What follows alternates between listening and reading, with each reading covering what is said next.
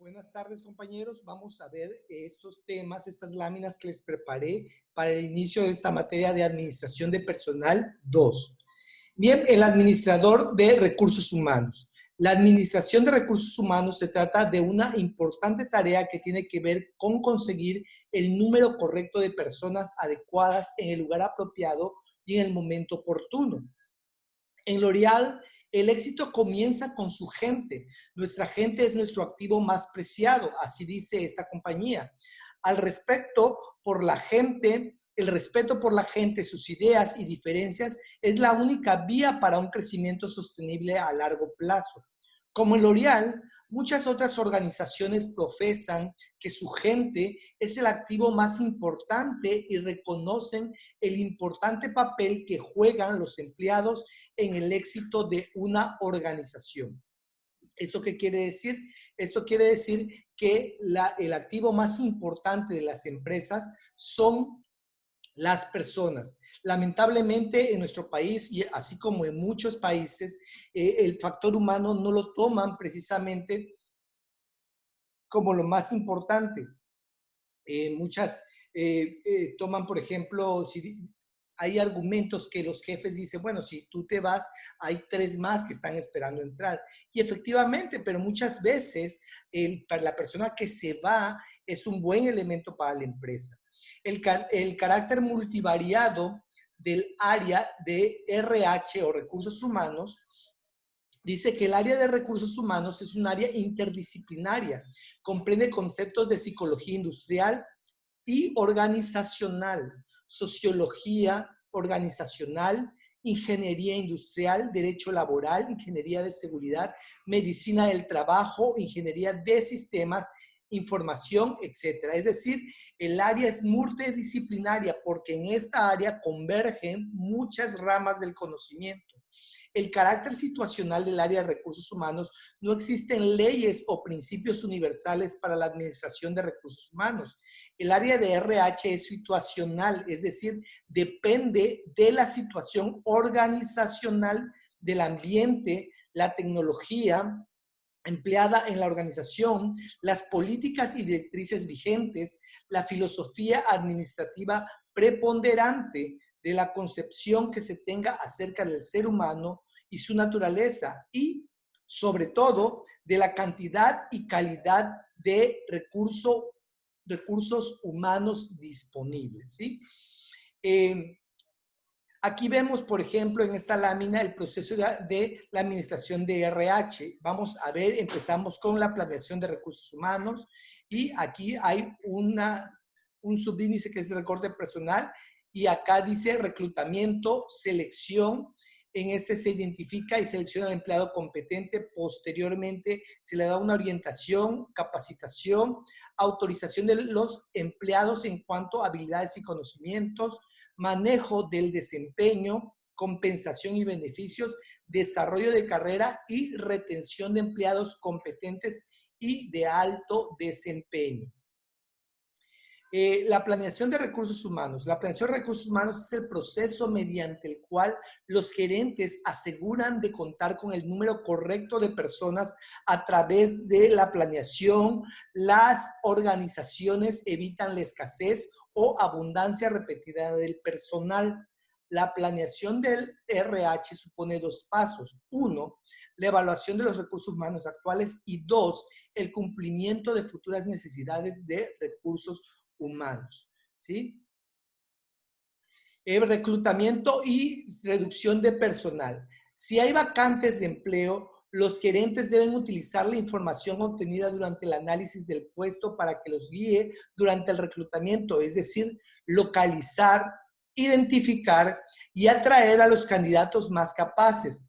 Por otro lado, si la planeación de RH muestra un excedente de empleados, es posible que los gerentes deseen reducir la fuerza de trabajo de la organización a través de la reducción del personal. Sin duda alguna, muchas empresas ahora con esta pandemia han reducido su personal o han, por ejemplo, dado vacaciones sin goce de sueldo a muchos de ellos porque no tienen, por ejemplo, la solvencia económica para cumplir con sus sueldos y salarios. Diferentes métodos de reclutamiento. Reclutamiento, algunas organizaciones tienen métodos interesantes para buscar empleados. Por ejemplo, un equipo de reclutamiento del Southwest Airlines distribuyó en ferias de empleo bolsas para mareo con la frase enfermo por su trabajo. Para encontrar candidatos de ingeniería y ciencia de la computación, Google promueve los Google Games y dedica un día a las competencias entre equipos de estudiantes dentro de la instalación de la compañía. La firma de contabilidad de Touch creó un festival de cine de Touch para solicitar films producidos por empleados sobre la vida en Touch, a fin de utilizarlos en reclutamientos en las universidades. En este caso, la siguiente figura explica los diferentes métodos de reclutamiento que los gerentes pueden utilizar para encontrar potencialmente candidatos en las empresas. Es decir, por ejemplo, una fuente puede ser el Internet. La ventaja es que llega a un gran número de personas, pero la desventaja es que genera muchos candidatos no calificados. Referencias laborales, sitios web de la compañía, reclutamiento universitario y organizaciones profesionales de reclutamiento, ¿sí? Esas son algunas fuentes de lo que es el reclutamiento de personal. ¿Cómo desarrollar, en este caso, en algunas empresas, un liderazgo estratégico? En algunas empresas, aunque el reclutamiento en línea es popular, permite a las organizaciones identificar a los candidatos sin costo y de manera rápida. Es posible que la calidad del candidato no sea tan buena como cuando se utilizan otras fuentes. La investigación ha demostrado que las referencias laborales por lo general identifican a los mejores candidatos. ¿Por qué? Porque los empleados actuales conocen tanto el trabajo como las personas recomendadas y tienden a dar referencia a los candidatos que están bien calificados. Además, sienten que su propia reputación está en riesgo, por lo que solamente recomiendan a aquellos en quienes confían y que no le harán quedar mal. Es decir, cuando una persona da una carta de recomendación a la empresa contratante, es una garantía de una persona que tiene el respaldo de otra que ya conoce el trabajo, sobre todo porque la persona que recomienda no va a recomendar a alguien que lo deje mal en su nombre, en su prestigio, etcétera, ¿no? La reducción de personal. Reducción de personal, dice, además del reclutamiento, otros métodos para controlar la fuerza laboral es la reducción de personal, la cual no es una tarea placentera para los gerentes. Aunque es posible despedir a los empleados, puede haber mejores opciones. Sin embargo, no importa cómo lo haga, nunca es fácil reducir la fuerza laboral de una organización. Es decir, los gerentes le toman, realmente, esa es una labor realmente un poco específica, pero sobre todo delicada, porque es difícil decir a una persona, ¿sabes qué? Ya no te necesitamos en el puesto. Entonces, la forma en que uno se tiene que dirigir tiene que ser una persona muy inteligente, pero sobre todo muy asertiva y también que también pueda ponerse en los zapatos de la persona que está siendo despedida de la organización. ¿Sí? La selección de personal. ¿Qué es la selección? La selección tiene que ver con predecir cuáles candidatos tendrán éxito si son contratados. Por ejemplo, en la contratación para un puesto de ventas, el proceso de selección debiera predecir cuáles candidatos generará un alto volumen de ventas. Como es posible apreciar en la figura que está en la parte inferior, cualquier decisión respecto a la selección puede dar como resultado cuatro posibles salidas dos correctas y dos incorrectas. Una decisión es correcta cuando se predice que el candidato va a tener éxito y se prueba que tuvo éxito en el puesto, o cuando se predice que el candidato no tendrá éxito y no fue contratado. Aquí vemos, por ejemplo, en esta parte, en el eje de las Y dice desempeño laboral posterior y en el eje de las X dice decisión de selección. Por ejemplo, si el desempeño laboral posterior fue sin éxito, pero la decisión de selección fue aceptada, fue un error de aceptación, porque sí lo aceptaron, pero su desempeño fue, en este caso, sin éxito. Pero cuando, por ejemplo, la decisión del desempeño laboral fue con éxito y también la decisión de selección fue con éxito, pues fue una decisión correcta, porque tanto el desempeño laboral fue con éxito cómo la decisión de selección fue aceptar a esta persona, por lo tanto, tuvo éxito esta contratación. ¿Qué quiere decir?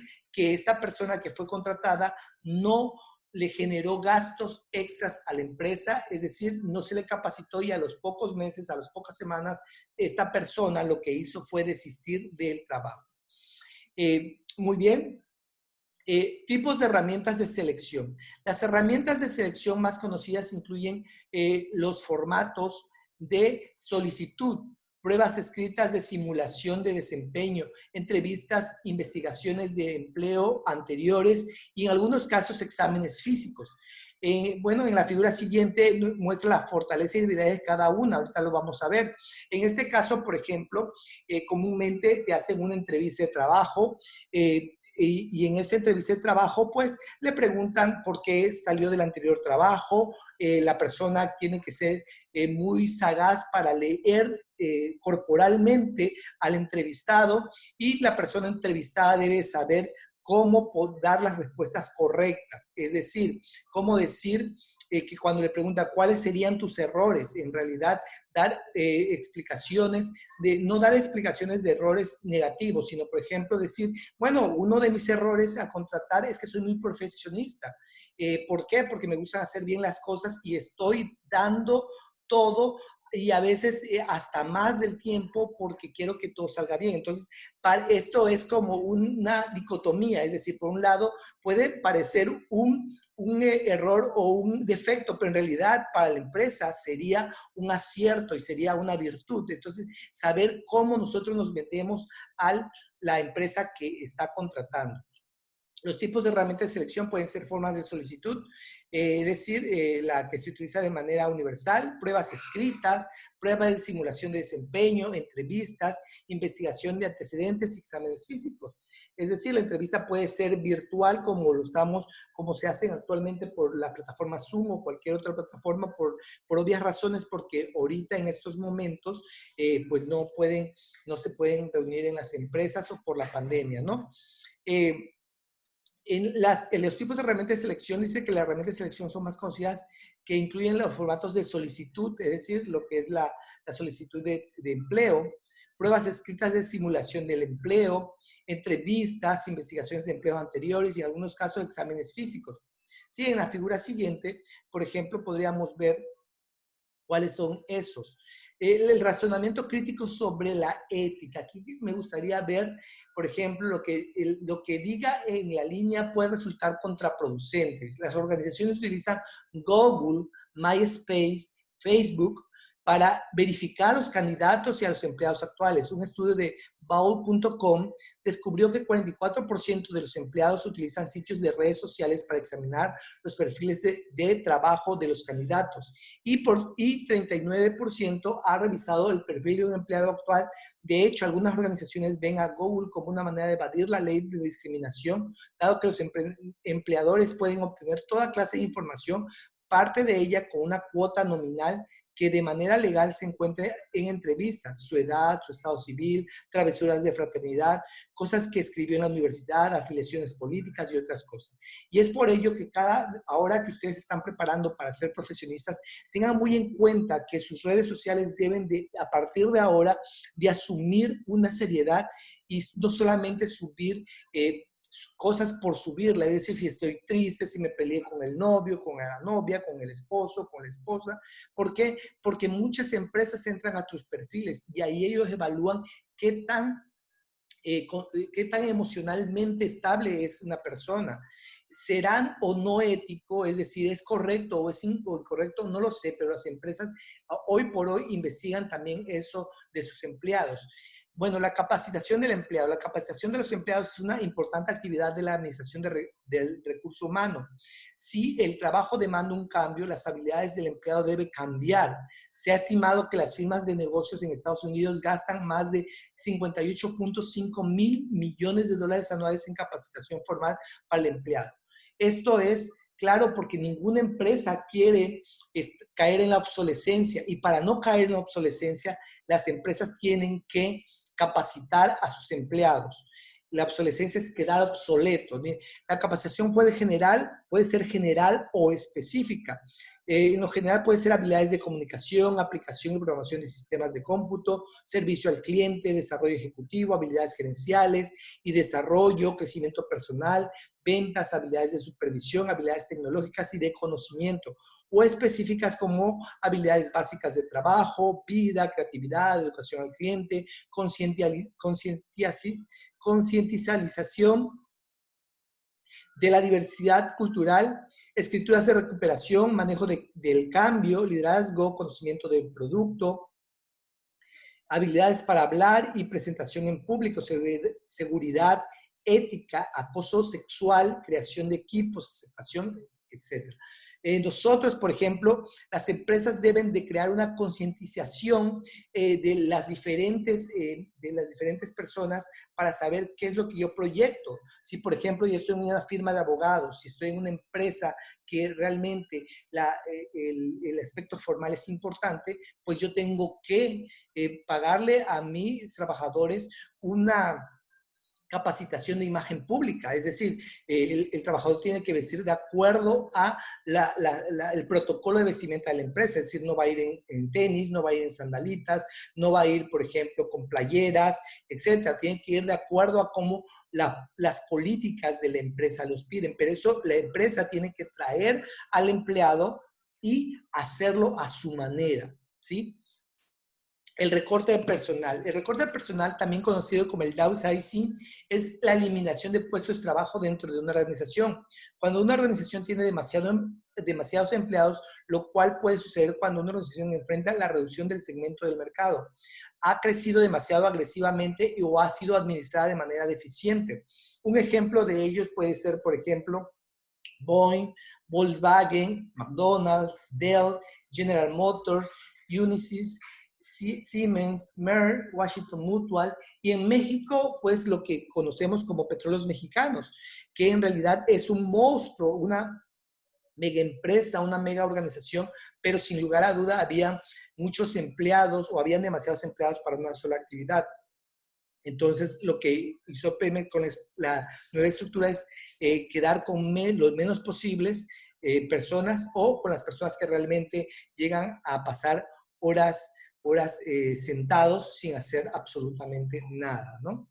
Consejos para el manejo de recorte de personal. Bueno, cuando nosotros nos enfrentamos a esto, debemos de comunicarnos abierta y honestamente. Es decir, informar lo más pronto posible a quienes se despedirán, indicar a los empleados sobrevivientes las nuevas metas y expectativas, explicar el efecto de los despidos, etcétera, seguir toda regla o regulación respecto a los pagos y beneficios por despido, proporcionar apoyo y orientación a los empleados, reasignar roles de acuerdo a los talentos, enfocarse en levantar la moral. Y esto realmente en teoría es muy bueno y sería excelente, pero créame que si alguno de ustedes preguntan a algunas personas que salieron despedidas de Petróleo Mexicano y le preguntan si de alguna manera sus jefes o la persona que se dirigió a ellos para decirle que ya no pertenecían a la empresa, tomó estos puntos, lamentablemente temo decirle que le dirá negativamente que no, nada más le dijeron que no tenían trabajo y listo, ¿no?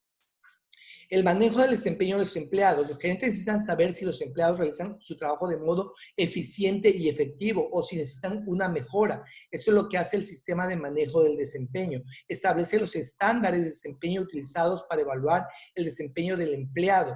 ¿De qué manera evalúan los gerentes al desempeño de los empleados? Pues aquí es donde entran los diferentes métodos de evaluación del desempeño. Bien, cada empresa tiene una forma de evaluar a los empleados. En Petróleos Mexicanos, el tipo de evaluación se llama CIADI, que vamos a ver más adelante.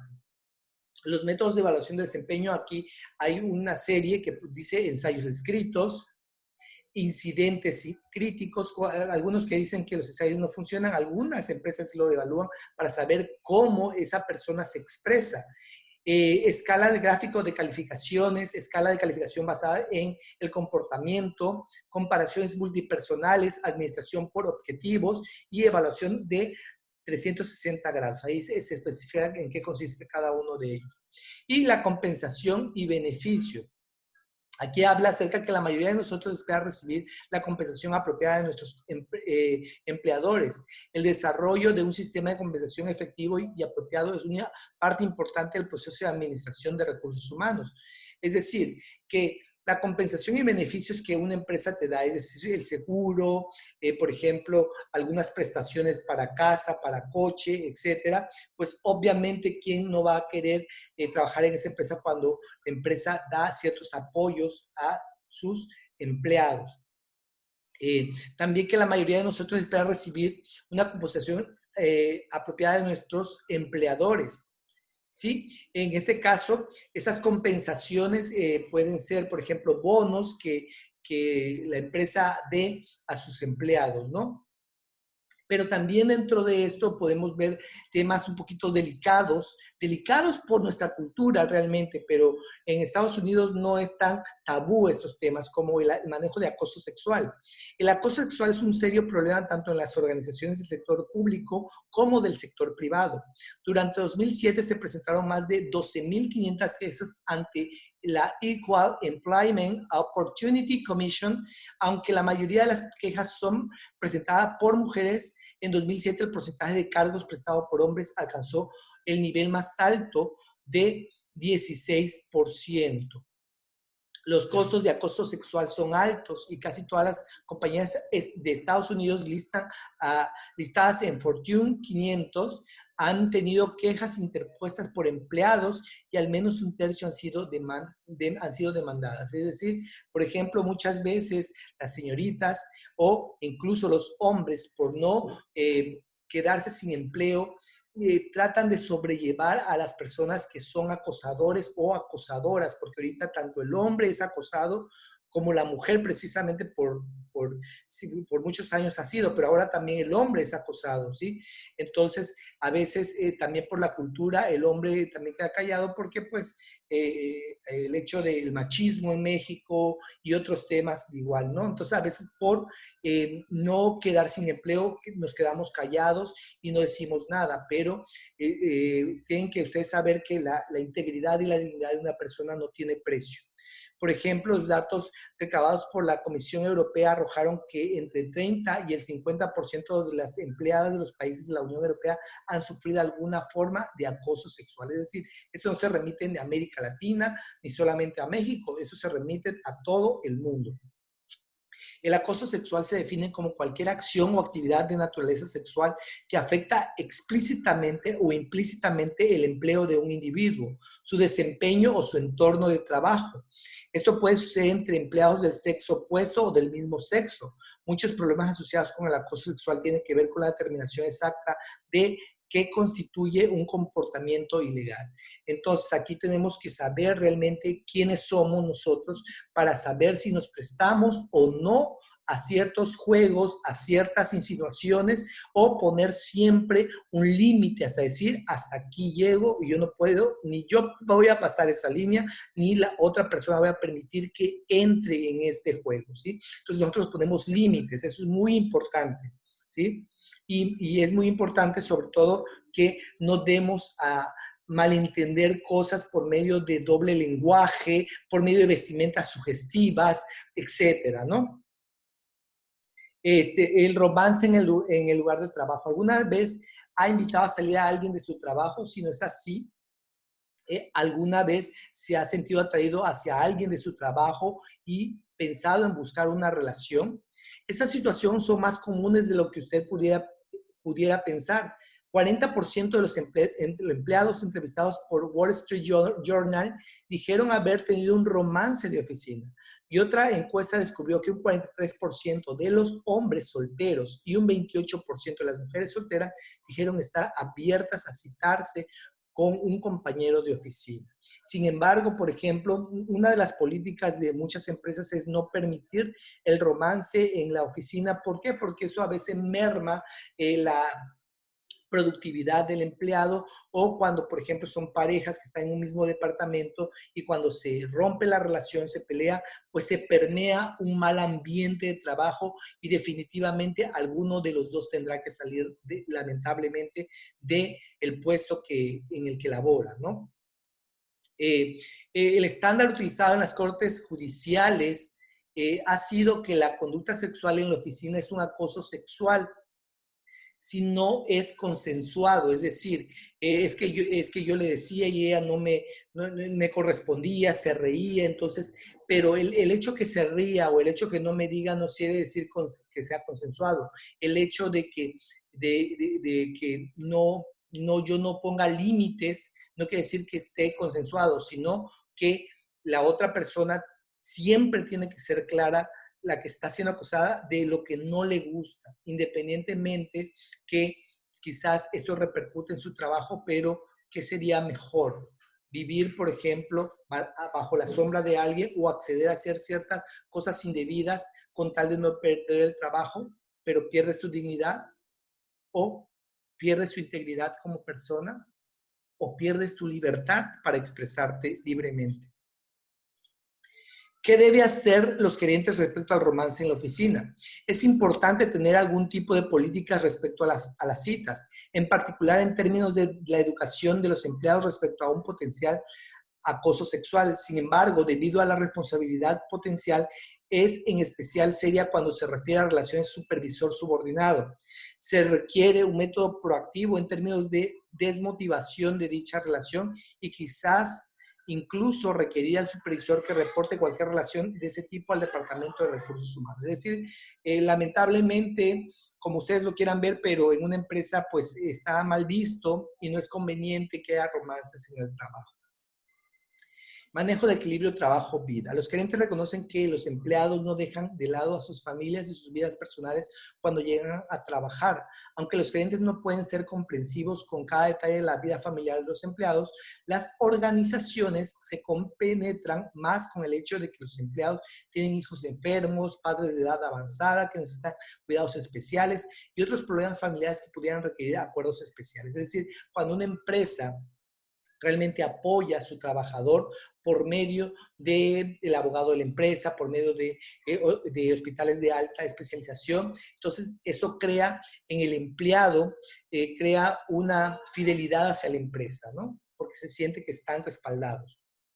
El costo de recurso humano aumenta con gran rapidez, especialmente los costos de los servicios médicos y las pensiones de los empleados. Las organizaciones están en busca de formas de control para estos costos. Es decir, ahora con la reforma fiscal, muchos ya no alcanzarán jubilaciones y entonces ahora se entra en otro tipo de situación que sería en que nosotros podamos ahorrar para el ahorro para el retiro, pero no el ahorro para el retiro que tenemos, por ejemplo, en el banco, que eso realmente es muy poco.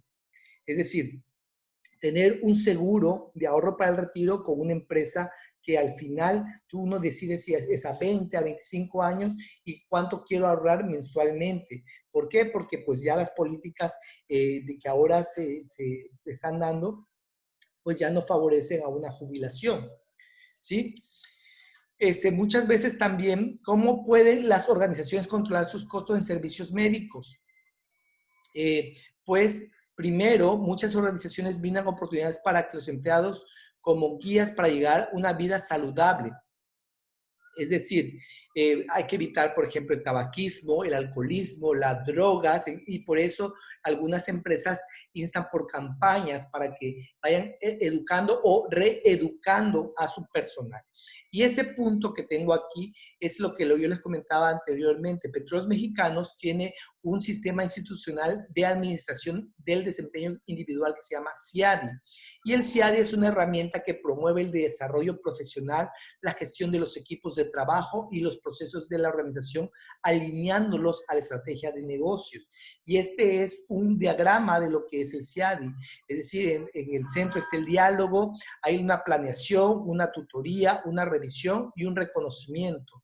Y esto, por ejemplo, cada empleado, por ejemplo, tiene que hacer cada 6 meses este CIADI y si el empleado, por ejemplo, no hace esta evaluación para el desempeño, pues no se les dan ciertos préstamos, etcétera, ¿no? Y esta es responsabilidad de los líderes de Pemex. Lamentablemente, muchos de los líderes no están capacitados para este tipo de situaciones, están capacitados para el manejo de situaciones, por ejemplo, de la industria petrolera, para, por ejemplo, para costos, para presupuestos, para cosas más técnicas. Sin embargo, para el recurso humano, muy pocos están capacitados para ello, ¿no? También es responsabilidad que haya una planeación, una tutoría, es decir, se supone que el jefe va a hacer ciertas acciones para desarrollar el conocimiento y habilidades de los que son evaluados. Y al final hay un reconocimiento a la persona que sale bien evaluada, es decir, impulsar los resultados sobresalientes, reforzar las actitudes adecuadas en cada colaborador, motivar, etcétera. Aunque esto suena muy, muy bien en el papel, muchas veces no se lleva a cabo en la práctica. Por eso es importante que ustedes lleven estas materias, porque muchos de los que ya están trabajando no llevaron esta capacitación y no tienen la más mínima idea de lo que se debe hacer en ciertas situaciones. Es por ello que esta materia es importante que ustedes realmente estén capacitados para saber cómo van ustedes a llevar esta capacitación y cómo ustedes lo van a desarrollar en su futuro. Por eso la universidad quiere llevar a ustedes a esta concientización de que deben ustedes ser personas que deban saber cómo responder a ciertas eh, pues, situaciones que ocurren en nuestro diario vivir. Quiero que vayan leyendo estas diapositivas muy bien, porque de esta primera asignación y de la tercera asignación va a venir el examen. Quiero que ustedes vayan haciendo ensayos y también lo que serían mapas conceptuales. ¿Por qué? Porque quiero que esto quede claro, quiero que esto realmente sea de beneficio para su capital intelectual y para que ustedes salgan con estos conocimientos y les sirvan para su vida profesional más adelante. Bueno, me despido de ustedes, quiero que continúen, que sepan administrar en equipo y que sepan trabajar en equipo. Me da mucho gusto y nos vemos la próxima.